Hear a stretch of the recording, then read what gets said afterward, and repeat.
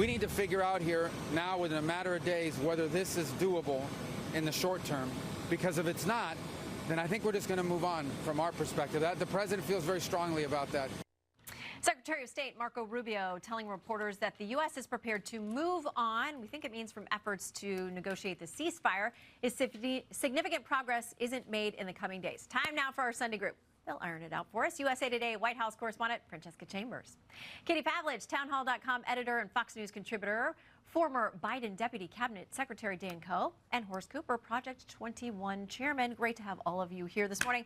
Okay, so on that statement, the New York Times said this: it's not entirely clear from Mr. Rubio's remarks whether he meant that the U.S. would merely abandon its effort to reach that ceasefire deal or President Trump's immediate focus, or abandon Washington's commitments to Ukraine altogether. Horace, how did you hear that? Well, I think we're headed towards a complete walk away. First thing, though, let me say Happy Easter to everyone and how grateful I am for that sacrifice. The president is presenting the world with these three options. One is that Russia and Ukraine come to terms and resolve this. If they can't, then we are left with whether or not the rest of the world is going to join in this battle. World War I cost us 16 million lives. World War II cost us 60 to 75 million lives. And we're being asked if we will ease into number 2, World War III. And I think the president is saying there's no way that we're going to do this again. Europe has tricked us twice. We're not going to do it again, and that means walking away. Well, here is what he had to say. He sounded a little frustrated in the Oval Office on Friday. Now, if for some reason one of the two parties makes it very difficult, we're just going to say you're foolish, you're fools, you're horrible people, and we're going to just take a pass. But hopefully we won't have to do that. Francesco, you've deeply reported a piece talking about how frustrated the president is and how that's been growing. Yes, Shannon, and sources familiar with his thinking tell me that he does mean to potentially abandon peace talks altogether, because he's grown increasingly frustrated that there has been no meaningful progress towards a deal. Now, on the move away and walk away from talks, experts outside are saying that they do not know what that means. Does it mean that the United States would no longer provide weapons to Ukraine, that Ukraine wouldn't be allowed to buy weapons from the United States? Does it mean increased sanctions on Russia? But it's clear that it's decision time for President Trump, or at least nearing decision time for him. As Rubio said, as he gets closer to his first 100 days in office, the administration has spent significant amount of time on foreign policy so far. And at some point, a White House official tells me Trump may decide that he has domestic agenda priorities that he wants to get to that aren't getting done here. But I'm told, Shannon, only he knows when that is. He's negotiating by instinct here.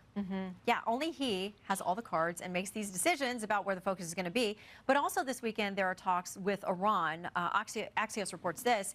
They took place with the debate still raging within the Trump administration and between the U.S. and Israel over whether diplomacy or military strikes are more likely to prevent Tehran from obtaining a bomb. For now, Trump is holding back the hawks, including Israeli Prime Minister Benjamin Netanyahu, and focusing on getting a deal. So, Dan, he has said again and again, I want this to be diplomacy, but as part of the negotiations, we're not taking anything off the table. Look, I think the challenge here is that at times like this, to seal the deal, you need your allies. And I think right now, with we've seen with the tariffs, with so much uncertainty happening in Ukraine, so many of the allies that would normally come to the table in a situation like this are taking a step back, and that's a concern.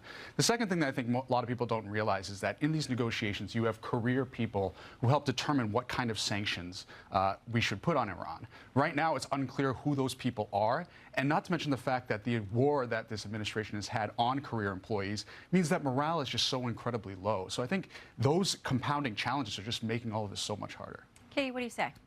Oh, when it comes to allies, the most important ally in the situation is Israel, of course. And the Prime Minister Benjamin Netanyahu has been to the White House twice since President Trump has taken back over.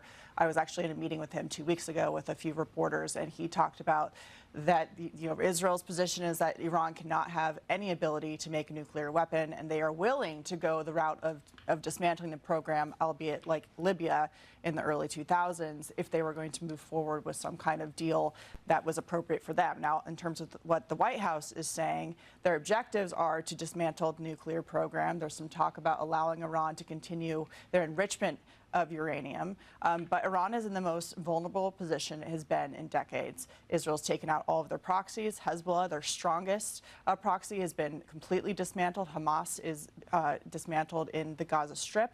And so they are the most vulnerable when it comes to an actual military strike. And you've seen the president say that he thinks that Iran may be tapping them along and that they have little patience for any kind of lying or negotiating in bad faith. So the objective is to dismantle the nuclear program. The question is going to be whether the Iranians are allowed to continue having some kind of nuclear program and whether they can be believed that it wouldn't be in pursuit of a nuclear weapon, which of course would be bad for the Middle East, bad for Israel, and of course bad for the United States of America, and that's where our interest lies. All right, I want to get a little bit quick comment from everybody on this other battle that's going on inside the Democrat Party, and this one is the old guard and the new guard. Partially, David Hogg, 25 years old, vice chair of the DNC, has said this: everyone in our party says they want to start winning again, and they do, but that simply will not be possible with our current set of leaders, too many of which are asleep at the wheel, out of touch, and ineffective.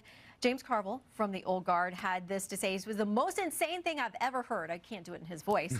But he says, why are you going to spend $20 million running against other Democrats? Aren't we supposed to be running against the Republicans, Dan? Look, out of 435 House seats, only 35 are competitive. I think that's where we need to have our focus.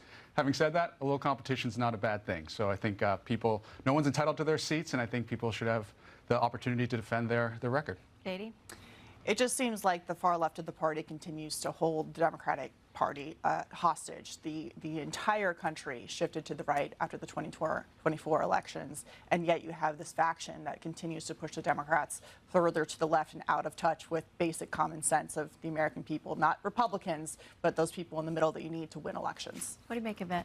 The issue that's facing the DNC right now is that he's the vice chair of the Democratic National Committee, and they don't play in primaries. And I'm told that they're trying to make a decision right now about how to move forward, Shannon, because the thing is, he is the elected vice chair. He has a lot of followers. They need young people in the party right now. And so they're trying to come up with a compromise solution. Horace, final word to you. This is going to be the latest version of a movie called Dumb and Dumber. Uh-oh. And this will lead to greater destruction. The Democrats are the world's oldest political party, but this is how it disintegrates when you do things like this. Or, Dan says, competition makes it better. We'll see. Okay, panel, thank you very much. We'll see you next Sunday.